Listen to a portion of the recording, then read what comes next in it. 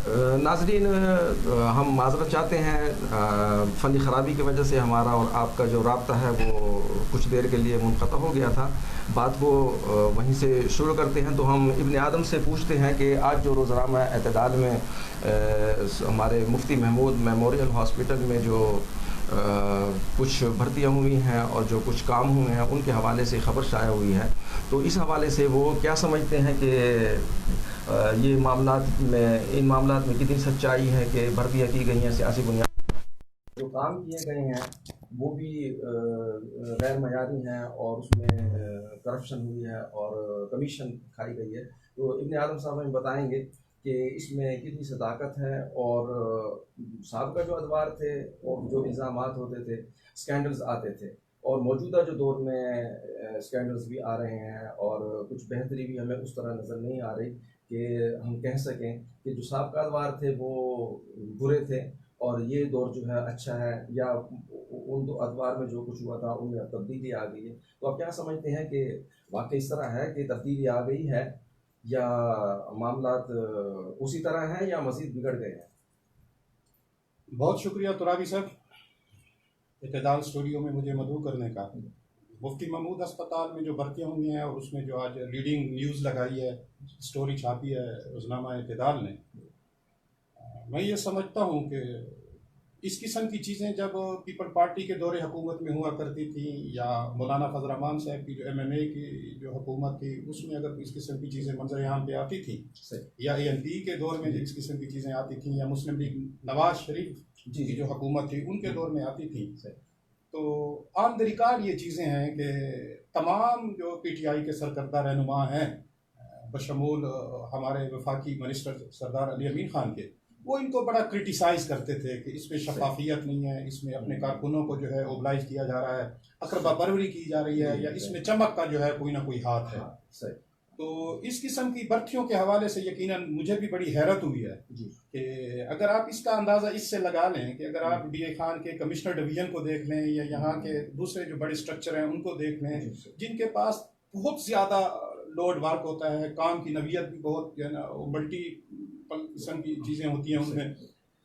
तो मैं हैरान रह गया कि मुफ्ती महमूद अस्पताल या गुमल मेडिकल कॉलेज उसमें इतनी खपत और इतनी बजट दस्तरस कैसे मुमकिन हो पाएगी कि 50 जो है वो कंप्यूटर ऑपरेटर जिनका BPS जो है वो 16 है और वो गजटेड होंगे जी, और उसके साथ जूनियर क्लर्क जिनका जो है बुनियादी पे स्केल जो है वो 11 है। तो इतनी बड़ी तादाद में इस छोटे से इदारे में इतने ज़्यादा लोगों को भर्ती करना, हम रोज़गार के खिलाफ नहीं है, रोज़गार मिलना चाहिए, पढ़े लिखे लोग जो हैं जिनके पास डिग्रियां हैं, एकेडमिक क्वालिफिकेशन है, कोई तजर्बा है, हुकूमतें रोज़गार देती भी हैं और जो है कारकुनों को भी उम्मीद होती है कि जब उनकी कोई हुकूमत आएगी तो उनकी भी जो है वो कोई अश्कसूई की जाएगी।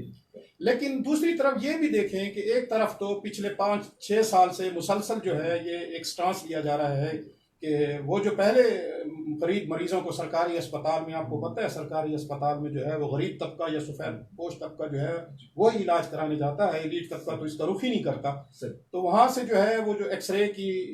मुफ्त एक्सरे की जो सहूलियात होती थी या मुख्तलिफ किस्म के और तिब्बी टेस्ट होते थे या इस किस्म के वार्डों में जो अद्वियात की फराहमी होती थी, तो खुद मुझे इस किस्म का तजर्बा हुआ है कि वहाँ पे अब ये सहूलतें जो हैं वो तकरीबन नापैद हो चुकी हैं और मार्केट से और बाजार से जो है वो गरीब मरीज को जो है वो चीज़ें जो है वो चीज़ें जो है ख़त्म कर दी थी कि, और उसका जो है जवाब ये पेश किया गया था कि अब हुकूमत के पास जो है वो पैसे नहीं है, माली वसाइल नहीं है, या बजट में जो है वो इतनी चीज़ें नहीं है, बल्कि वो तो कह कि हम इस्लाहात कर रहे हैं। अब इस्लाहात में समझ नहीं आती कि जब आप इतने छोटे से इदारे में जो है इनकी तनख्वाहें कहाँ से आएंगी, मुझे ये बता दें, इनकी तनख्वाहें से कहाँ आएंगी और इनको खपाया कहाँ जाएगा, वसाइल नहीं है और वसाइल नहीं है। और मुझे तो मेरे एक बड़े करीबी दोस्त ने आज इस खबर पे तबसरा करता हुए मुझे इन्फॉर्मेशन दी कि अभी तक तो कंप्यूटर ही नहीं खरीदे गए। अच्छा। और जो एक बेसिक स्किल्स होती है कंप्यूटर ऑपरेटर की, उसमें आपको पता है जदीद टेक्नोलॉजी का है, उसमें बड़े मल्टीपल जो है उसके विंडोज होते हैं और चीज़ें होती हैं, तो हमें भी ये इतलात मसूल हो रही हैं कि वो स्किल्स जो हैं जो दरकार होनी चाहिए इस एक प्रोफेशनल कंप्यूटर ऑपरेटर के लिए, शायद उसके जो है वो तमाम तकाजे जो है वो पूरे नहीं हुए। और जब इतनी एक फौज जो है आप भर्ती कर लेंगे तो मुख्तलिफ जो है सियासी जमातों के हवाले से हमारे पास इस किस्म की तल्ख मिसालें मौजूद हैं। जैसे अब नेशनल सतह पे PIA को देख लें, हर हुकूमत ने जो है वहाँ पे सियासत की और अपने सियासी कारकुनों को भर्ती किया, और आज हालत यह है कि PIA जो है एक बहुत बड़े माली खसारे से है और हुकूमत को उसको सब्सिडी दी जा रही है। इसी तरह अगर आप देखें पाकिस्तान स्टील मिल, परसों ही इन्होंने उनके तमाम मुलाजमीन को जो है तकरीबन उनको 10,000 के करीब मुलाजमीन है, उनको जो है वो जॉब से फारिग कर दिया है, और माली खसारा इतना बढ़ गया है कि कोई हुकूमत जो है उसको फेस नहीं कर सकती थी, ना पूरा कर सकती थी। तो उनको जो है वो गोल्डन शेक हैंड के जरिए फारिग कर दिया गया है। अगर हम मकामी सतह पे आए तो बिल्कुल आज अखबार में जिस तरह ये नुक्ता उठाया गया है कि गुलमर्ग यूनिवर्सिटी की मिसाल जो एक मैं कहता हूँ बदतरीन मिसाल है। हर दौर में हर हुकूमत ने, हर सियासी हुकूमत ने, हर सियासी जमात ने हर दौर में गुलमर्ग यूनिवर्सिटी में जरूरत से ज्यादा जो है लोग भर्ती किए, और अंजाम अब ये है कि गुलमर्ग यूनिवर्सिटी में जो है लोगों की जो है ना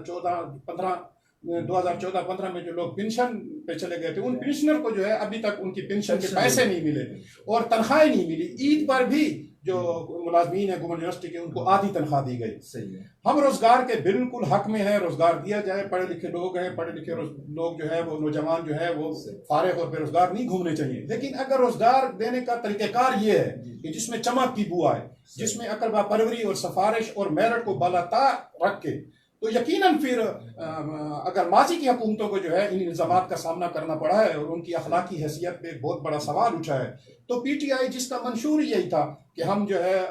मेरिट को बड़ा फॉलो करते हैं, हम शफाफियत को बड़ा फॉलो करते हैं, तो मैं ये समझता हूँ कि फिर इस किस्म की इल्जामात की जद में अगर मौलाना फजल रहमान आ सकता है, या JUI की पूरी जमात आ सकती है, या पीपल पार्टी आ सकती है, या फैसल कुंडी आ सकता है, तो लामहला तौर पर यहाँ की जो आला सियासी क़यादत है तो और जो उनके भर्ती करने वाले लोग हैं, जिसमें ज्यादातर जो है MTI। अब MTI का मैं तुराबी साहब आपको ये बता दूं कि MTI का जो आईन है, जो एक्ट है, उस एक्ट में उनको ये इख्तियार ही नहीं है। उनका जो बेसिक एक्ट है वो मेरे पास पढ़ा है और मैंने उसको जो है पढ़ा है, बड़ी डिटेल अंदाज में मैंने उसका मुताला किया है। उसमें ये कहा गया है कि हर 3-4 माह बाद ये एक मशावरती बोर्ड होगा जो मुख्तलिफ किस्म की इस्लाहात और अच्छी चीजों के हवाले से जो है वो अपनी तजावीज़ और जो है मशवरे मुरत्तब करेगा और उनकी बेहतरी की सूरत में। यहाँ पे आप किसी भी डॉक्टर से पूछ लें, DA खान में मेरे बहुत सारे डॉक्टर हैं जो मेरे क्लास फेलो हैं, मेरे दोस्त हैं, उन्होंने बड़ी सख्त मायूसी का इजहार किया। पिछले दिनों एक आर्टिकल सोशल मीडिया पे जो है DA खान के बड़े आइकॉनिक और बड़े गरीब परवर और इंसान दोस्त डॉक्टर है मलिक शाहजहां भट्ट, उन्होंने बाकायदा इस पे लिखा है कि MTI की कारकर्दगी जो है DA खान की हद तक बड़ी मायूस कून है। इसके अलावा आप और देख लें कि MTI एक्ट में किसी को भी उनका दफ्तर जो है वो अस्पताल के अंदर कायम करने की कतन जो है उनकी इजाजत नहीं है आईनी तौर पे। उसमें आप ये देख लें कि यहाँ पे जो नैरो वार्ड था, जो ओल्ड जो है वो एक ट्रामा सेंटर था या इमरजेंसी वार्ड होता था, उसको नैरो सर्जरी, आपको पता है पाकिस्तान DA खान में नैरो सर्जरी के कितने केसेस आते हैं और हर दूसरे तीसरे शख्स को जो है रोजाना की बुनियाद पे मुल्तान जो है रेफर कर दिया जाता है। तो यहाँ तो नैरो सर्जरी का वार्ड जो है वो नागुज़ीर था, लेकिन नैरो सर्जरी के वार्ड को जो है हुकूमत नहीं दी गई और उसके बाद जो है एक बड़ा लग्जरी किस्म का, जिस तरह बहुत बड़ा यानी कि कोई फंड हो और उसके आप ऑफिस देख लें तो आप हैरान रह जाएंगे, जिसकी के सरे से खुद MTI एक्ट में इजाजत ही नहीं है। तो ये वो चीजें हैं जिससे दिल दुखता है कि ऐसे लोग जो एक बहुत बड़ा नारा मार के आए थे और लोगों को ये होप दे के आए थे कि अब इंशाल्लाह उनकी जो क़यादत है या हुकूमत है उनके ज़ेरे साया इस किस्म के काम नहीं होंगे। तो मैं हैरान हूँ कि इस सब नारों के बावजूद और इस ट्रैक रिकॉर्ड के बावजूद जब ये चीजें हो रही हैं, मैं ये तो नहीं कहता कि उनको पता नहीं है, ये तो हो नहीं सकता। जब सोसाइटी इन चीजों सवालों को उठा रही है, जब मीडिया इन चीजों को उठा रहा है, तो ये तो हो नहीं सकता कि उनको पता ना हो। यकीनन अली अमीन की नाक के नीचे ये सारा काम हुआ है, तो उनको जो है असर-नो जायजा लेना चाहिए कि कहाँ गलती है। मैं इससे इत्तफाक करता हूँ कि उसकी जुजियात का जो है शायद अली अमीन खान को पता ना हो, लेकिन उनकी जिम्मेदारी बहरहाल बनती है कि वो DA खान के MNA हैं, DA खान के मिनिस्टर हैं और सबसे बड़ा ओहदा है उनके पास PTI का, तो उनको चाहिए कि वो जो पार्टी का जो उनका मंशूर था शफाफियत का, वो ये वादा निभाएं। बाकी रहेगी तरक्याती काम, तो तुराबी साहब बिल्कुल वही बेढंगी चाल है जो पहले भी थी सो अब भी है। आप तमाम मामला देख लें, जो कमीशन फैक्टर है, पुरानी हुकूमतों में भी हम भतीरे ये देखते थे कि एक मखसूस ग्रुप होता था गवर्नमेंट कंट्रैक्टर्स का या ठेकेदारों का, जिनको तकरीबन जो है तमाम जो है वो तमाम नहीं तो कम से कम 80%, 90% या 70% जो ठेके जात होते थे तरक्याती महकमों के, उस ग्रुप को जो है वो मिलते थे ठेके। अब मौजूदा अब पिछले सात साल का अगर अंदाजा लगा लें तो उसमें भी एक खास मखसूस ग्रुप है जो डोमिनेट कर रहा है, चाहे वो पब्लिक हेल्थ के हों, चाहे वो CW के हों, चाहे इरिगेशन के हों, चाहे NHA के हों, चाहे किसी और या तहसील डेरा के हों। तो उस हवाले से जो है वो सवाल उठ रहे हैं और उन सवालों का उठना जो है वो कोई नाजायज भी नहीं है, जायज है। क्योंकि जब माजी में ये चीजें सवाल उठती थी और ये चीजें होती थी तो लोग इस तरह का मुजाहरा करते थे और अब भी कर रही हैं। तो मैं इसको बदकिस्मती कह सकता हूँ कि एक बहुत बड़ी जो होप थी और एक बहुत बड़ी चीज थी कि शायद इस हुकूमत के बाद जो है वो माजी की हुकूमतों के जो तल्ख तजर्बात थे या जो बदकिस्मतियां थी इस कौम की, तो शायद इसमें जो है वो हमारा मुकद्दर बदले। लेकिन ऐसा हकीकत में और ग्राउंड पे ऐसा हुआ नहीं है तुराबी साहब। वही चीज है, आप भी इस शहर के रहने वाले हैं और आपको एक बहुत बड़ा मकाम है सहाफत में और आप जितने भी अवामी इशू होते हैं उनकी नफ्स पे आपका बड़ा तगड़ा हाथ है, आपके भी सामने है और मेरे भी सामने है। तो वो चेंज, वो तब्दीली या वो इनकलाब जो एक नौजवान नस्ल को जो है वो डिलीवर किया गया था या उनके जहनों में बिठाया गया था, ग्राउंड पे जमीन पे हकायक जो है उसकी चुगली खाती है। अच्छा, ये हमारी बदकिस्मती है। अच्छा, तो ये तो रिवायत है ना कि जिसकी हुकूमत हो और जो अपने इलाके में MLA हो, MPA हो, हम वो सारा जो बोझ है उस पर डाल देते हैं। और क्योंकि अगर कोई बहुत ज़्यादा पावर, जैसे हमारे मौलाना फजल रहमान है वो पावरफुल होते हैं, फिर हमारे मौलाना रहमान साहब थे वो पावरफुल होते थे अपने दौर में। तो अब अली अमीन साहब जो हैं उनकी वफाक में भी हुकूमत है, सूबे में भी हुकूमत है और वो वफाकी वज़ीर भी हैं और यहाँ MLA भी हैं, तो वो पावरफुल हैं, तो सारी जिम्मेदारी हम उन पे भी डाल रहे हैं। फिर इसके अलावा यहाँ पर हमारा अब्दी खान के दोहल के हो गए हैं, PTI का ही MLA है शेख याकूब साहब हैं, फिर जो सिटी के जो MPA हैं फैसल अमीन साहब जो अली अमीन साहब के बड़े भाई हैं वो भी हैं। अच्छा, इसके अलावा जो है फिर परवा से जो है मौलाना रहमान साहब MPA हैं, पहाड़पुर से जो है एहतशाम जो है वो MPA हैं, देरा सिटी 2 से जो है अहमद खान कुंडी MPA हैं, कुलाची से जो है आगाज़ खान गंडापुर MPA हैं। तो क्या समझते हैं आप कि ये सारी जिम्मेदारियाँ अली अमीन पे हम डालेंगे मौलाना फजल रहमान की तरह, या इन लोगों पे भी जिम्मेदारी आती है, ये भी कोई आवाज़ उठाते हैं या खामोश रहते हैं? चलिए, अली अमीन तो कर रहा होगा, तो ये लोग क्या कर रहे हैं? उस पर तुरानी साहब एक हमारी कौमी जो है बदकिस्मती है और हमारे कौमी मिजाज का एक हिस्सा बन चुका है कि जो हमारा सियासी स्ट्रक्चर है वो इस किस्म का है कि जो हमारे सरकारी इदारे हैं वो उस सियासी असर रसूख से या गवर्नमेंट जो इक़्तिदार पे होती है उसके जो है असर से और उसके जो है वो ग्रिप से जो है वो आज़ाद नहीं है। होना तो ये चाहिए था कि तमाम इदारे खुद ये जो है अच्छी चीज़ें करती और किसी सियासतदान और मिनिस्टर का दरवाज़ा जो है उनको देखना जो है ना वो ज़रूरत ना होती। लेकिन आपको अच्छी तरह याद है कि 1985 में जो है ये सिलसिला शुरू हुआ था जब ज़ियाउल हक ने जो है जुनेजो मरहूम के दौर हुकूमत में जो है वो जितने भी पार्लियामेंट के मेंबर्स होते थे या सेनेटर होते थे उनको तरक्याती फंड के नाम पे जो है वो एड दी जाती थी या फंड दिया जाता था और वो करोड़ों के हिसाब में होता था, जिसको वो सालाना एनुअल डेवलपमेंट फंड भी कहते थे, ADP भी कहते थे। वो हर MPA और हर MLA की होती थी। उस पे तकरीबन तमाम नाक़िदीन ने कहा था कि इसमें सियासत में जो है वो करप्शन या रिश्वत का जो है एक नया दरवाजा खुला है, ये फंड नहीं होने चाहिए। चाहे वो MPA हो, MLA हो या कोई सेनेटर हो, उनका बेसिक काम जो है कानून साजी है, ना कि जो है तरक्याती काम, गलियां नालियां गालियां सड़कें। तो बात मशहूर है, बल्कि यूँ समझे कि एक तारीखी हकीकत है कि ये रिश्वत का जो बाजार है इस तरह का वो जनरल ज़ियाउल हक ने अपने माशाल्लाह को तवारत देने के लिए स्टार्ट किया था और उसमें बड़ी तनकीद होती थी और जमहूरी हल्के जो है इसको तस्लीम करने के लिए तैयार नहीं थे। और ख़ास तौर पर PTI ने तो अपने इंतखाबी मंशूर का एक नहीं करें। इमरान खान के आप जो है कोई मुतअद्दिद बयान ऐसे दिखा सकते हैं कि ये जो है जब मैं इक़्तिदार में आऊंगा तो मैं किसी MLA MPA या सेनेटर या मिनिस्टर या मशीर को जो है वो मैं जो है ना ये फंडिंग सालाना जो तरक्याती फंड है उनका काम कानून साजी है। लेकिन वही गंदी चीज अगर वो कल गंदी थी, अगर ज़ियाउल हक के मार्शल में गंदी थी तो आज कैसे जो है पवित्र हो गई और पाकीज़ा हो गई। यकीनन आज भी वो इसी तरह गंदी है जिस तरह 1985 में गंदी थी। और खुद इमरान खान तो ये वादा कर चुके थे कि उनके दौर में कम से कम ये गंदी जो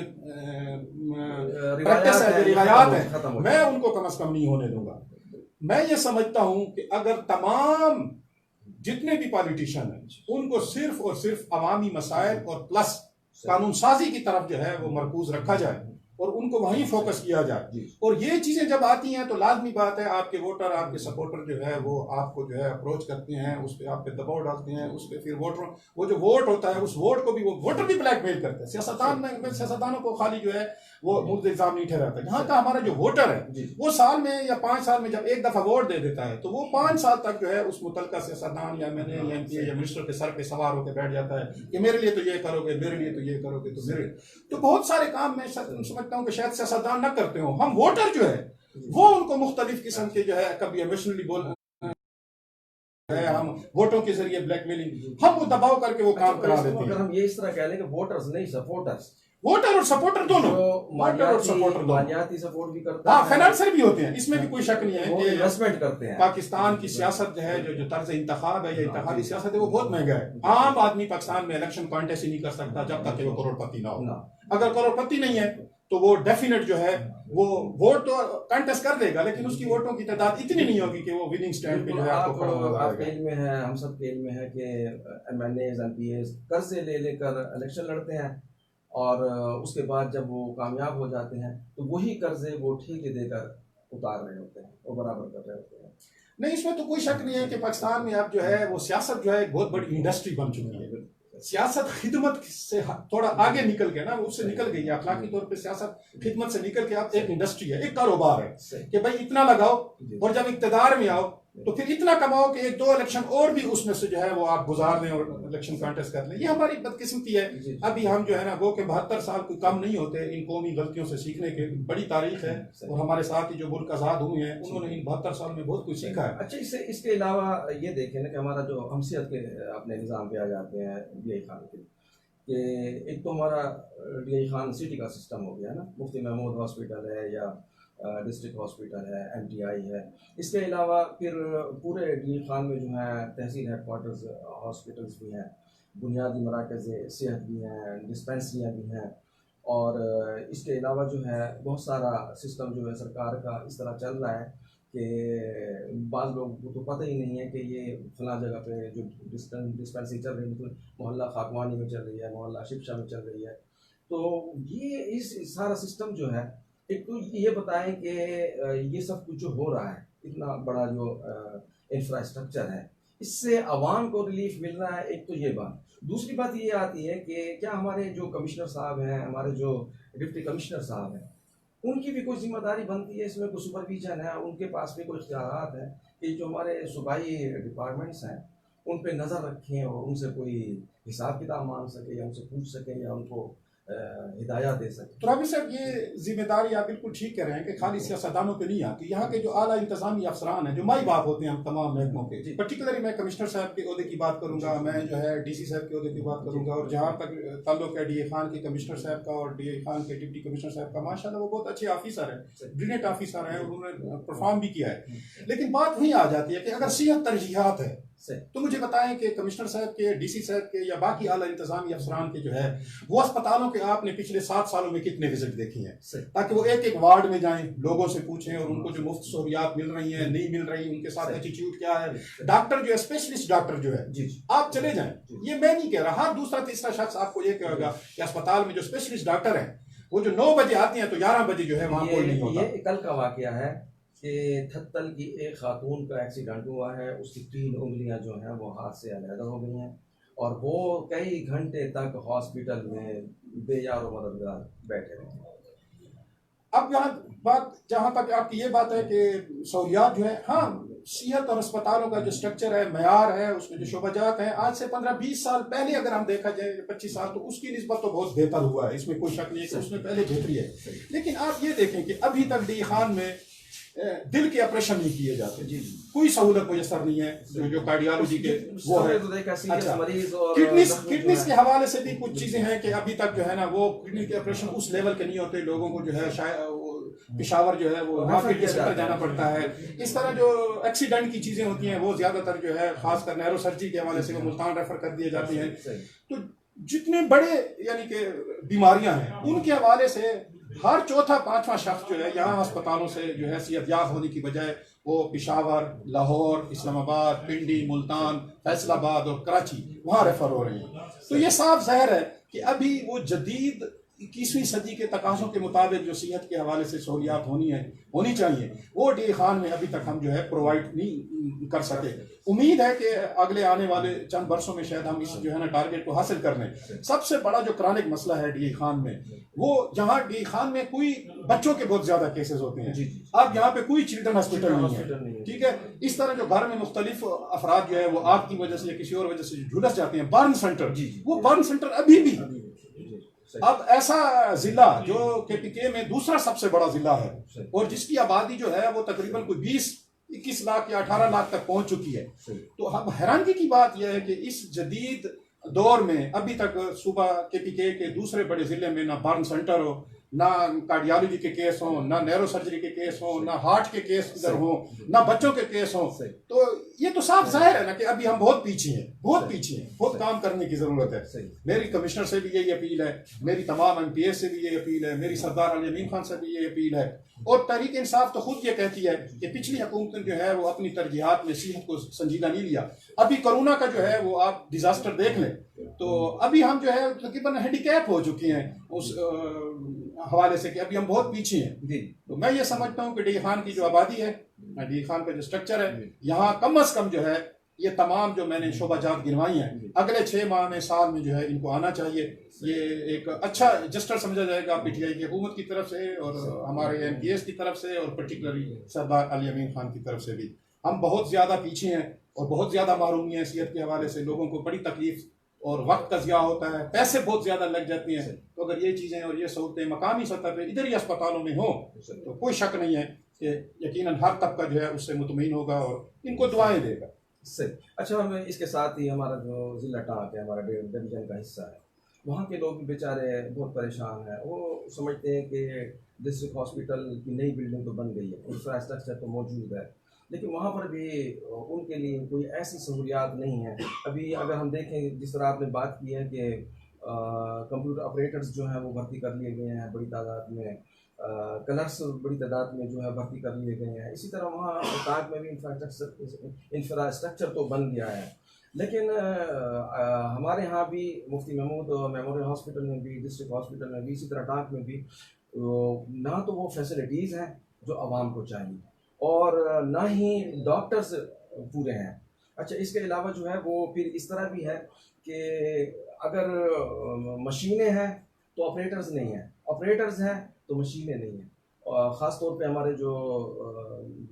देहात के जो तहसील हेडक्वार्टर्स के जो हमारे हॉस्पिटल हैं, वहाँ पर भी ये मसला है कि मशीनें वहाँ मौजूद हैं लेकिन वहाँ ऑपरेटर्स नहीं हैं, और अगर कहीं पर ऑपरेटर है तो वहाँ मशीन नहीं है। तो ये आप क्या समझते हैं कि इसको कैसे? मशीनों के हिसाब से तो एक बहुत बड़ा स्कैंडल जो है वो डी खान हॉस्पिटल के सामने आया और मुख्तलिफ अखबारात जो है ना उस स्कैंडल की जो है वो सुर्खियों की जद में आया था। यहाँ पे एक CT स्कैन मशीन लगाई गई थी 2010 या 11 में। उस वक्त जो है यहाँ पे जो MS थे वो मेरे ख्याल में खालिद अजीज भानी साहब थे। आप हैरान हो, आप चले जाएं, अब इतने साल हो गए हैं, 10 साल हो गए हैं, अगर उस CT स्कैन का निकाला हुआ कोई जो है एक्सरे है या कोई रिपोर्ट है, डी खान का अगर कोई डॉक्टर मुझे उस रिजल्ट को पढ़कर दिखा दे तो यकीनन हम फिर जो है हम कहेंगे कि हम गलत है या आवाम गलत है। तो उसकी जो है पेमेंट का भी एक मसला है। मुझे ये पता चला था वो तो इंस्टॉल ही नहीं हो सकी। अच्छा, इंस्टॉल नहीं हो सकी और उसके में बंद रही और उस पर ये तनाज़ा ये था कि ये जो इसकी जो खरीदारी हुई इसमें कमीशन लिया गया है और इसकी कीमत भी ज़्यादा है और इस पर जो टैक्सेस हैं वो भी हॉस्पिटल ने अदा किए हैं। तो वो ये तनाज़ा चल रहा था, वो जो परचेजिंग कमेटी में MS के दरमियान और डॉक्टरों के दरमियान जो इसके परचेज कमेटी के मेंबर होते हैं, और वो इसी हालत में जो है वो डब्बे में बंद पड़ी रही और शायद अभी तक भी वो इसी तरह मौजूद है। तो क्या सेक्रेटरी हेल्थ का, सूबाई हुकूमत का या CM का या गवर्नर का या DG हेल्थ का ये फर्ज नहीं बनता था कि वो असल में तो 10 साल में अगर एक चीज है, ये चीज है कि इसका नोटिस कौन लेगा, कौन पूछेगा, या उसको फाल करें ताकि उससे मुस्तफीद हो, इंस्टॉल करके, ठीक है जी, ताकि मरीज उसकी सहूलत से मुस्तफीद हो। अगर नहीं है और उसमें इतने बड़े पैमाने पे एक सब स्टैंडर्ड मशीन खरीदी गई है जो अब फाल भी नहीं हो सकती, तो मुझे ये बताएं उनके जिम्मेदारान के खिलाफ अब तक क्या कार्रवाई हुई है? सही, बिल्कुल। तो किसी से रिकवरी हुई है, किसी को मुअत्तल किया गया है, किसी को नौकरी से निकाला गया है, किसी को जेल डाला गया है, तो हम ये पूछते हैं ना जी। तो अभी से मेरी एक बात सुने, करप्शन चाहे जिस शोबे में भी हो, कुछ ऐसी चीजें हैं जो यूनिवर्सल बुराइयां हैं, आलमगीर बुराइयां, जिससे हर मुआशरे में जो है बुरा समझा जाता है, हकारत की नजर से देखा जाता है। करप्शन उनमें से एक है। हर सोसाइटी में हर दौर में कोई भी अप्रिशिएट नहीं करता इसको, लेकिन करप्शन अगर गरीब मरीजों के इलाज मुआवजे की सहूलियात के मिलने वाले फंड में की जाए तो ये करप्शन नहीं है मेरे नजदीक। हो सकता है बहुत सारे लोगों को इख्तिलाफ हो मेरी नजर, ये मेरी जाती ओपिनियन है कि करप्शन गरीब मरीजों के इलाज मुआवजे की सहूलत के लिए मुख्तस फंड में अगर की जाए वो करप्शन नहीं है, वो कुफ्र है। और जो लोग इसमें इन्वॉल्व रहे हैं किसी भी हुकूमत में किसी भी दौर में, उन सब ने करप्शन नहीं की, कुफ्र किया है। अल्लाह ताला जो है हमें तौफीक दे कि हम इस समाजी बुराई को जो है जहाँ से जितना भी हो सकता है इसको कम करने में अपना अपना हिस्सा डालें। एक चौधवान का भी एक इशू चलता रहा कि वहाँ भी एक्सरे मशीन आई थी और वो एक्सरे मशीन भी डब्बे में बंद इसलिए खड़ी रही, इंस्टॉल इसलिए नहीं हुई कि वहाँ ऑपरेटर नहीं था, और वो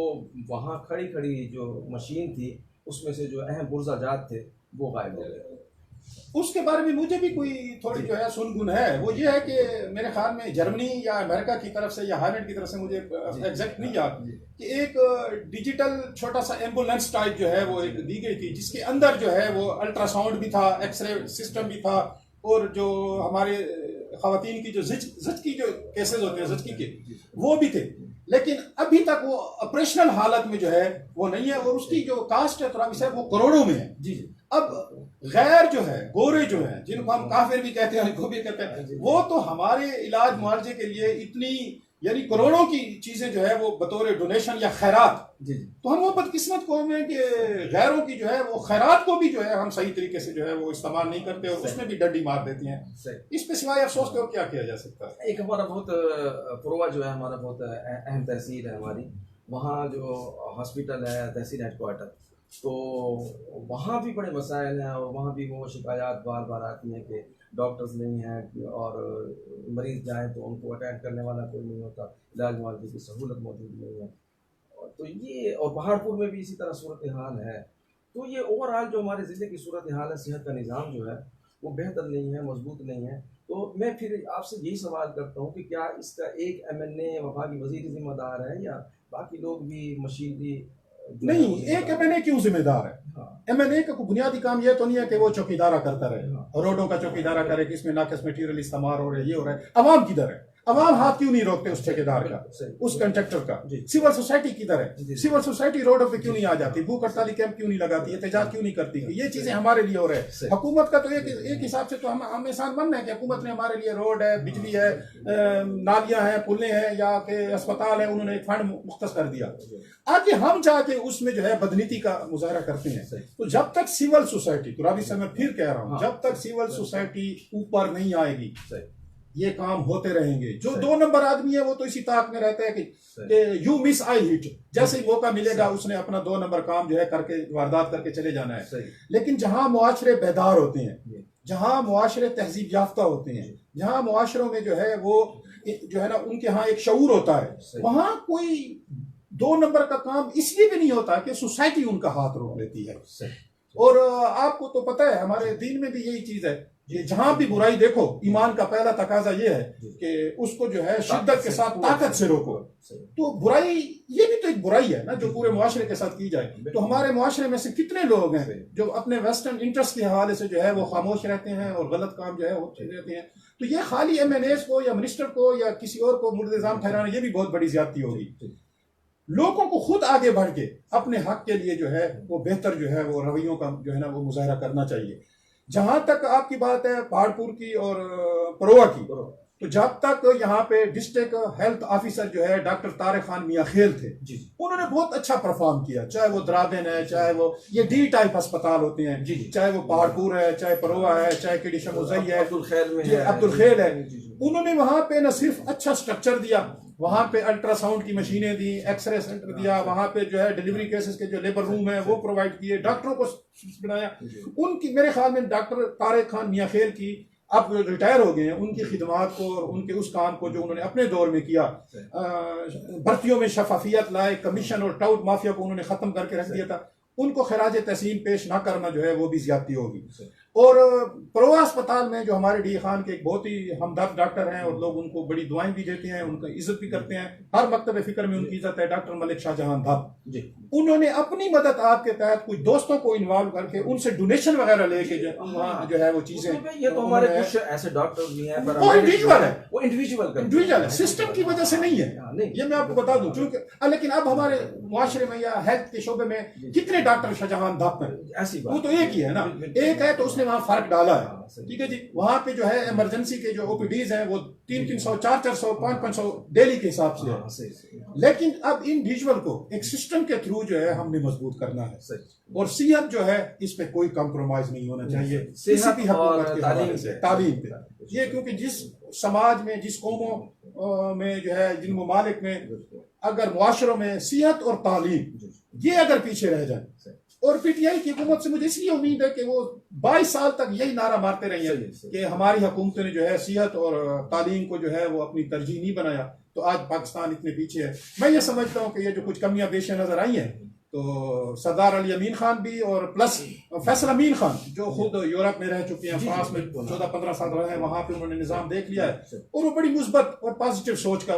लड़का है फैसल अमीन खान। मुझे उम्मीद है कि ये जो तहफ़्फ़ुज़ात उठ रहे हैं, ये जो उंगलियां उठ रही हैं, ये जो सवालात उठ रही हैं, चाहे वो ज़िली इंतजामिया है, चाहे वो कमिश्नर साहब है, चाहे हमारे डिप्टी कमिश्नर साहब है या दीगर इदारे हैं, चाहे ये हमारी सियासी क़ियादत है, वो इनको एड्रेस करेगी इन सवालात को और उन तहफ़्फ़ुज़ात को, ताकि सोसाइटी में इस हवाले से जो परेशानी पाई जाती है, इस तरह पाया जाता है, उन्हें मुतमईन किया जा सके। आपका बहुत बहुत शुक्रिया, आपने हमारे लिए टाइम निकाला और इतनी तफसील से गुफ्तगू की, हमारे नाज़रीन को आगाह किया। नाज़रीन, आपने इब्न आदम की गुफ्तगू सुनी और इसमें पहले से आप बहुत ज़्यादा मालूमात रखते होंगे और आपकी मालूमात में मज़ीद इजाफा भी हुआ होगा, लेकिन एक बात तय हो गई है कि हुकूमत ने जो करना है वो करना है, जो ब्यूरोक्रेसी ने जो करना है वो करना है, और हमारी जो यहाँ पर मशीनरी है सरकारी, उसने जो कुछ करना है, और अगर नहीं करना तो फिर अवाम को आवाज़ उठानी चाहिए, अवाम को मैदान में आना चाहिए, अवाम को अज़ खुद हुकूमत को झंझोड़ना चाहिए, ब्यूरोक्रेसी को झंझोड़ना चाहिए, सरकारी मशीनरी को झंझोड़ना चाहिए, ताकि अवाम को सेहत और तालीम के साथ साथ दीगर बुनियादी ज़रूरियात जो हैं वो उसी तरह मैसर आ सकें जिस तरह उनकी ज़रूरत है। इसी के साथ अबुल मुअज़्ज़म तुराबी को इजाज़त दीजिए। अल्लाह हाफ़िज़।